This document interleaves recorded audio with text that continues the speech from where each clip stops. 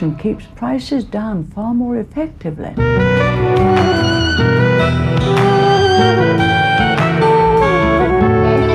Comrade Karanja, His Excellency says you are unbalanced.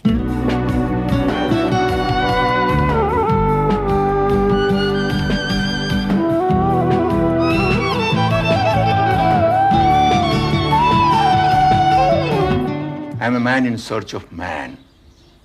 I was never in search of God.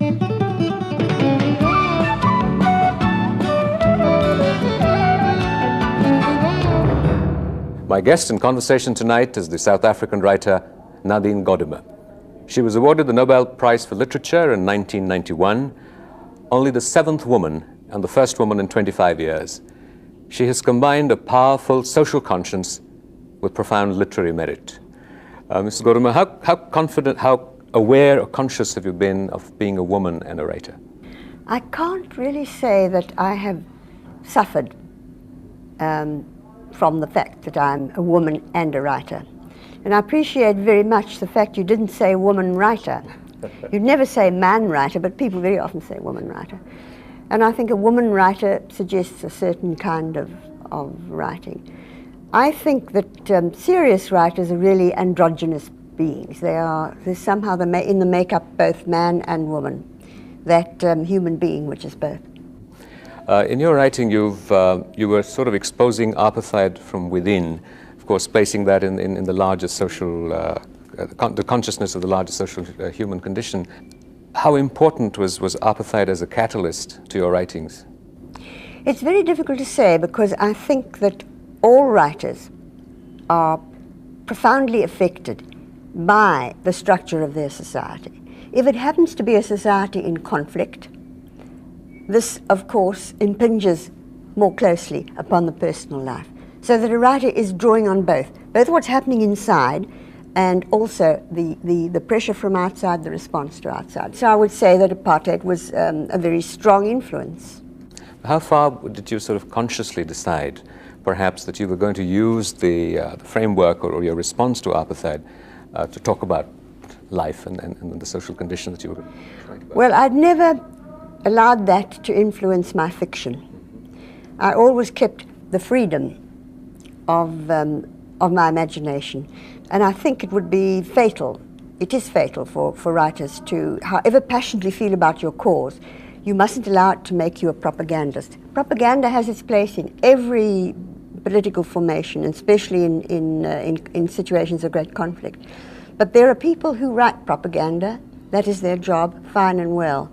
But I think it's absolutely wrong for an imaginative writer like myself to do so, because you lose your sense of truth. You have to make people who are on your particular political side into angels and the others devils.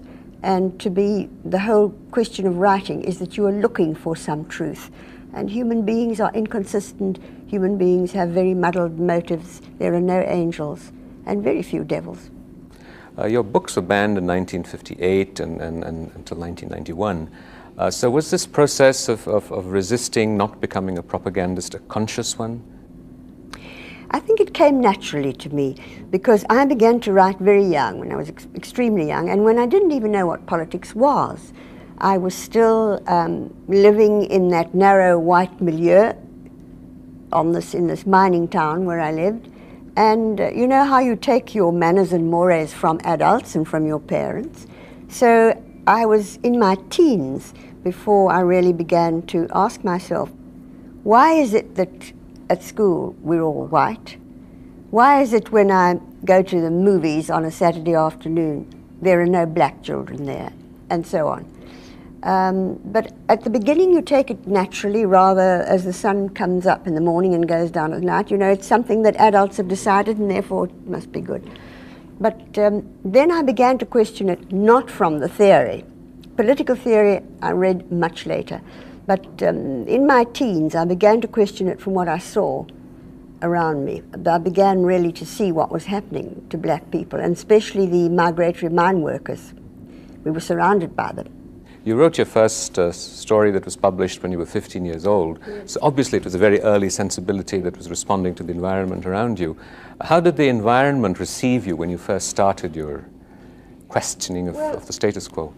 I suppose it was an inward questioning. My parents regarded themselves as apolitical, where we all know that that is a very distinct political stance that you take. My mother had an unease about black people and took part in various charitable things, clinics and nursing schools in the black ghetto. So that there was a move there in my mother, you know, toward some kind of feeling that there was something wrong. But she never took it as far as to question the form of government. So then it took some time for me to see that the charitable position and the treating people like human beings, it wasn't enough. That you had to oppose the regime at the top. You had to change the whole structure. And of course, as I grew up, it got worse and worse. Apartheid really became institutionalized. Racism became institutionalized. When did this sort of personal response to apartheid become a more assertive, activist response in a larger sense? In the 50s, yes, in the 50s. Because at the beginning, when I grew up and went to live in Johannesburg, which of course was the big city, the metropolis, there somehow my natural instincts, which like many artists, writers, by and large are not people who conform to a certain group, whether it's religious or racial or whatever it is. There's a certain feeling of wanting to break out of this shell. And there I met Africans, Indians, who also were somehow in the arts. And I had so much more in common with them than I had with my peers in this mining town, where people played golf and went to the Saturday night dance. You know, it was the kind of life that appealed to me, and the exchange of ideas, which I missed in that little town. Then in the 60s, when the political conflict became more open, the African National Congress began then extremely active, and we went through the whole stage at the end of the 50s of the Gandhian non-violent opposition, then moved slowly over to something that had to be rather stronger. The people that I knew, they began to be more politicized, black people and the Indians, and they would get into trouble, and then it became a kind of test of friendship to hide them away and to become, as we all did, liars. You had to lie to people questioning you about your friends, and you became more and more involved. That's really how I was drawn in. Then I began to look at politics from a more theoretical point of view and to understand what was being, to see the conflation of capitalism and racism in our country. You were, of course, continued to be a member of the African National Congress even when it was outlawed. And the shift from Gandhian non-violence to a more activist strategy, how did you respond to that? Were you comfortable with that? Yes, I was, because by that time I knew the leaders. And really there had been, as old Chief Luthuli, who was one of the first presidents of the African National Congress, said, "We've been knocking patiently on the back door for so long." There was no reply from any door. And of course, during the 60s, it was the great period of huge removals of whole populations. So then this was happening in Sophia Town in Johannesburg, a mile or two from where I lived. So that you were brought face to face with what was happening to people. And that, I think, politicizes you and makes you into an activist. You mentioned the relationship between capitalism and apartheid. To what extent do you think that the positions that the rest of the world took, particularly the capitalist countries, at least in their public posturings against apartheid, in fact made an impact? Or was it largely an internal process that you Of course, unfortunately, the Western world was very, very slow. Years and years went by, all the years of those mass removals of people, which was a terrible act, as bad as any act of war almost. During those years, America and England kept relations with the white South African regime and even refused to meet our leaders in exile. Dr. Dadu was in exile, one of the first, then Oliver Tambo was in exile, but you couldn't get anybody even on a slightly lower level, a junior minister in the British administration, to meet these people. They were the rebels and the outlaws. It took a very long time for that to change. But slowly it did change, and of course sanctions became the most important thing. Sanctions from the outside, the economic decline, the tremendous cost of buying oil on the black market all the time with enormous prices, and from the biggest crooks in the world. The oil mafia one has to look into to see what they were like. And on the other hand, the growing pressure, the growing courage and confidence of black people of all shades of colour.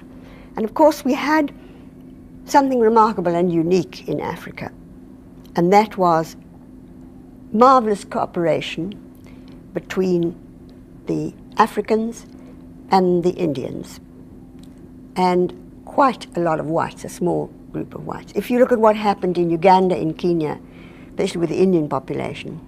But the difference is, of course, that right from the days of Gandhi's time there, he's 14 years there, the Indians took political responsibility. They threw in their lot, even though the apartheid laws were less strict for them, they were still discriminated against. So that is how the unity was brought about between the Indian Congress and the African National Congress and the trade unions. So we had a unique force cohering. What do you think is Gandhi's influence in contemporary South Africa? Oh, absolutely. Very strong. And indeed, some people, some very young people, don't even know that they've absorbed the Gandhian philosophy. And I think it's been a marvelous tempering influence all along, even though the struggle inevitably had to become violent. But it was never violence on a really enormous scale. The violence on the enormous scale came from the state. And I'm quite sure that the Gandhian influence is really very, very strong there. What kind of personal sacrifices do you think you had to make to stand up against, in a sense, your own? I don't like to exaggerate them. There were so many people much braver than I. Most people have the point of no return. But of course, as years went by, that point of no return got further and further away. And one was frightened, yes. You take risks, and then you don't only risk yourself, you risk your family. And I was playing a kind of betting game with myself, that as I became better known as a writer, this might be some protection for me. It was a protection in the sense that I kept my passport. It didn't stop me moving around. But I knew that, like everybody else who was involved, I was being watched at home. And then the real climax came for me when there was a big treason trial.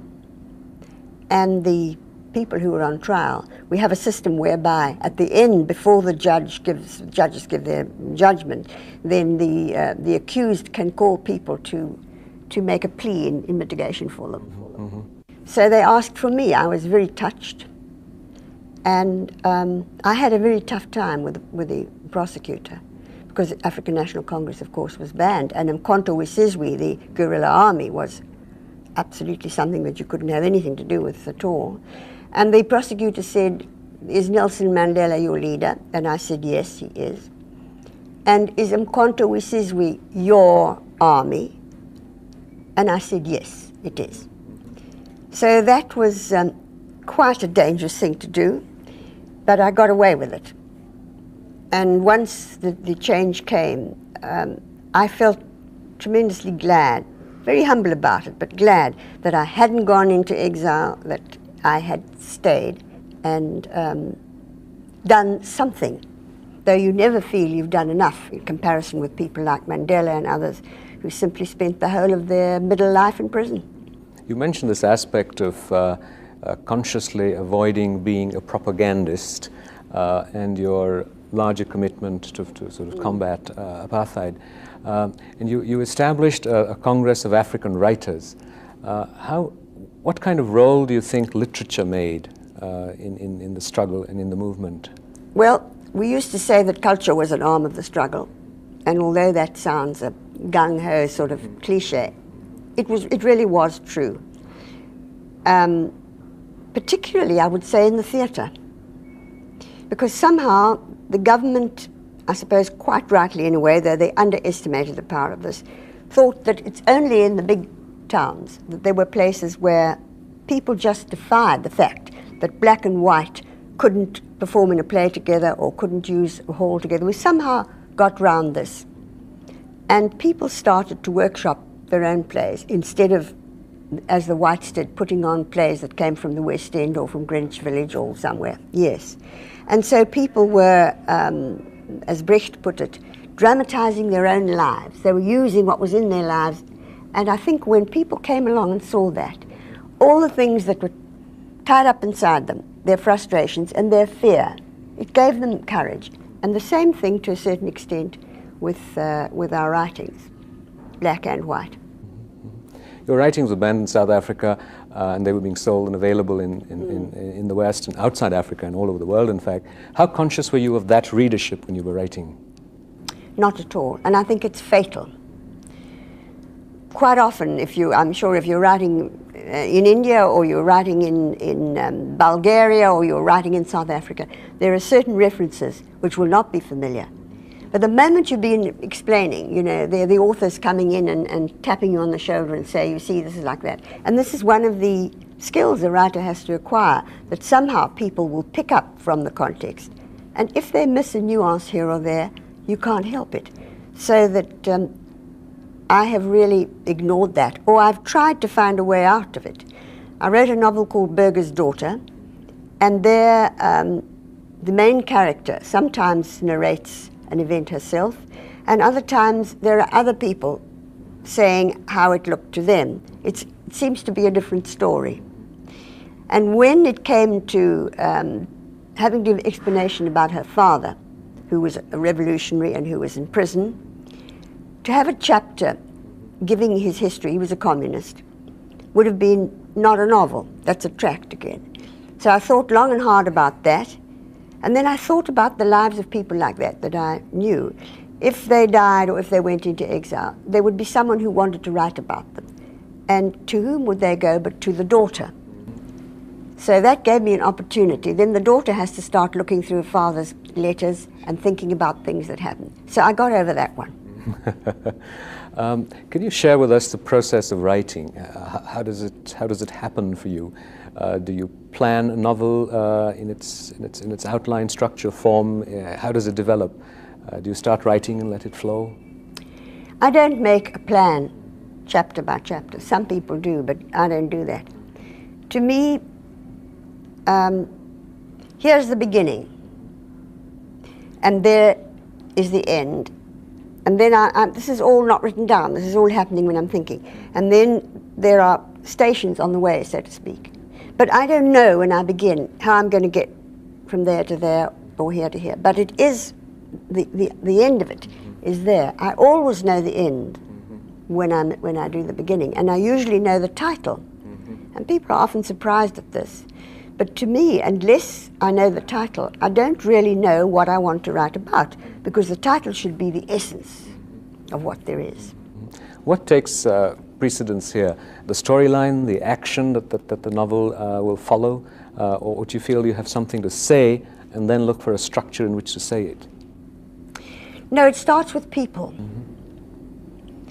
And what they represent as personalities, and what they represent in their society. And I think I would have written like that even if I hadn't lived in a place of tremendous conflict. But of course, what a system like apartheid did to people, even in their most personal relationships. I've often likened it to how when a baby is born and passes down the birth canal, that's when your head gets shaped, apparently. But I think in South Africa, your head, what was in your head, got shaped again by the pressures of apartheid. The little prejudices, the mistrusts, and so on. And when you've sort of written this draft, how often do you go over it? I don't rewrite a lot at all. No. When I start, I go straight through. But I regard myself as a slow writer. I would take 3 years perhaps to write a novel, sometimes 4 years. I'm definitely a slow writer. Whose admiration do you feel you need the most when you have written a novel? Is the process complete for you when you've written it, or when it's been received or read by the people you've reached out to? No, I think it's rather like one's emotions, you know. Only I know what I wanted to do. So I'm my worst critic, so to speak. I mean, I'm the most harsh critic. And when it's finished, then I can see, sometimes perhaps it's turned out slightly differently, but better than I thought it would. At other times I see things that, you know, that are missing. In this latest novel that I published, which is called None to Accompany Me, looking back at it now, I feel that the character of the one man, somehow, he fades out, that he ought to be more present, that one doesn't really know enough about him, even if it's somebody who is rather an evasive person. It's for the writer to tease this out. Do you go back to a work you've written several years ago and felt, that worked well and this didn't? To reread it? Yes. No, I would only do that if I'm going to give a reading. Then I would look for a chapter and find some surprising things. And sometimes with my early stories, you know, I began to write stories. I've written 9 books of short stories. Some of those early stories, though they seem naive in some ways, they've got a freshness that I look and think that was really good. I haven't got that eye anymore. My narrative power has grown. It was not strong at the beginning. But I suppose when you're young, very young, you know, everything you see is new to you. Every little human foible is new. Mm-hmm, mm-hmm. Well, now that the social context environment has changed in South Africa, what kind of impulses do you think you might now be moved by, or are you being moved by, compared to 10 years ago?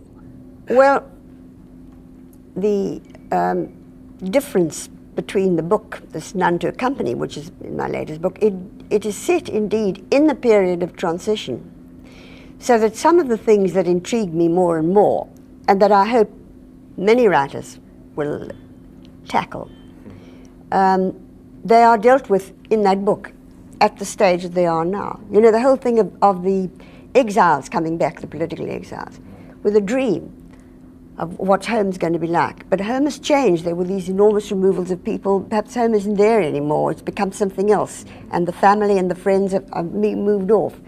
And the big rush to the cities that everybody has gone through. So that's one thing, that you see all sorts of strange situations. In that book, for instance, something quite common, what the characters, it's common in real life, and that is couples who have had children in their years overseas, and these children go to school in England, in Sweden. Some, I know there are black kids who speak Swedish as a second language, but do not know Zulu or Tswana or Xhosa. Now these children come back, and they have no ties to. So I've seen some very interesting things, especially with adolescents. It can be quite difficult for them to settle down. Then there are others, young friends that I know, young writers, whose dream was to get out of the ghetto. So you move into high-rise section of Johannesburg, and then you find all the neighborliness is gone. You don't know who lives next door. You can't say, look, could you look after our baby? We want to go out tonight. So there are wonderful things to write about, and the tensions too. Mm-hmm. How optimistic do you feel about the future of South Africa now? I think that people abroad are much too pessimistic, and I get quite angry. We had 350 years of oppression. We've had not even 2 years. We've had something like 19 months, and we're supposed to have done everything, to have given everybody a job, to have built houses for everybody. It's quite impossible to do that in that short time. And then, of course, as usual, when the oppressor is overthrown, that loyalty that makes people stick together now gets broken up by ambitions, rivalries. People are human. I think African National Congress is extraordinary. Of all the political movements I know that went into exile, they never divided. They were not. They were not schismatic at all, which is a wonderful tribute to people like Oliver Tambo and others. When you're not being a writer and a, shall I say, political activist and concerned about the social and political situation, what are you being? If you were to meet someone at a party, and that would be very unlikely, but if they didn't know you and you had to say, introduce yourself, what would you introduce yourself as being a writer? I'd just say I'm a writer, yes. And would exchange the usual social chit-chat. What other writers do you read? Oh, everything that I can lay my hands on, you know. Have you read any of the Indian writing in English? Yes, I have, but there isn't really very much, and I wish, you know, that I had read more. And of course I've read all the old ones, the classics, you know. Tagore, I've read the Gita, even when I was quite young. Anand, Narayan, I absolutely love. Indeed, I didn't know that he was so old and so far away because I'd hoped that I might see him. I met him a few years ago in America. A marvelous writer in a very quiet way, especially when you'd go through villages and you think of the magician of Malgudi and others. And of course those in exile. Salman Rushdie is a friend of mine, and I've been, and still am, immensely distressed about his position, because I think he is one of the handful of really important living writers. He is a remarkable writer. But what has been done to him is a kind of crucifixion. It's absolutely terrible. As a writer, what future ambitions do you have for yourself? I suppose always the same thing, to write a better book than the last one. Well, thank you very much.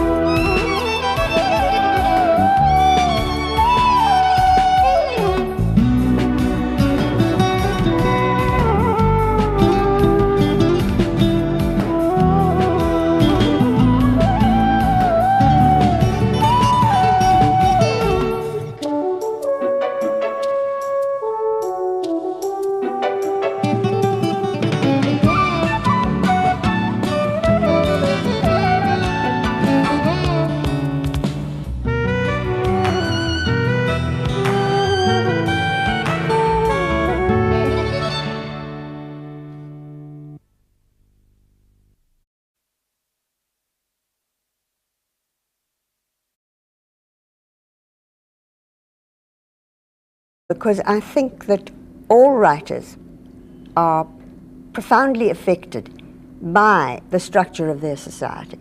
If it happens to be a society in conflict, this, of course, impinges more closely upon the personal life. So that a writer is drawing on both what's happening inside and also the pressure from outside, the response to outside. So I would say that apartheid was a very strong influence. How far did you sort of consciously decide, perhaps, that you were going to use the framework or your response to apartheid to talk about life and the social conditions that you were trying to... Well, I'd never allowed that to influence my fiction. I always kept the freedom of my imagination, and I think it would be fatal, it is fatal for writers to, however passionately feel about your cause, you mustn't allow it to make you a propagandist. Propaganda has its place in every political formation, and especially in situations of great conflict. But there are people who write propaganda, that is their job, fine and well. But I think it's absolutely wrong for an imaginative writer like myself to do so, because you lose your sense of truth. You have to...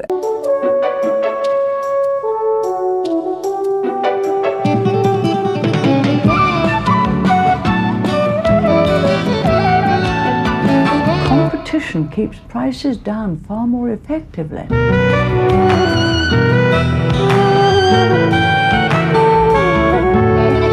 Comrade Karanja, His Excellency says you are unbalanced.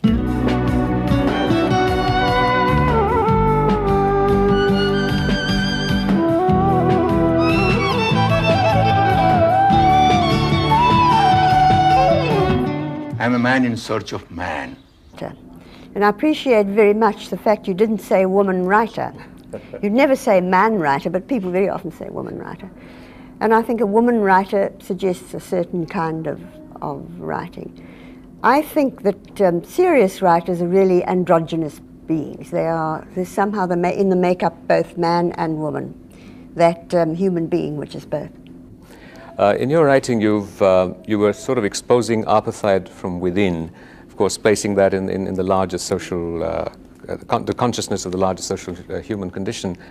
How important was apartheid as a catalyst to your writings? It's very difficult to say. I was never in search of God.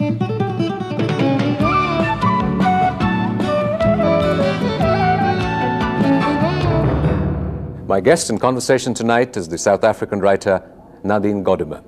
She was awarded the Nobel Prize for Literature in 1991, only the 7th woman and the first woman in 25 years. She has combined a powerful social conscience with profound literary merit. Mrs. Gordimer, how confident, how aware or conscious have you been of being a woman and a writer? I can't really say that I have suffered from the fact that I'm a woman and a writer.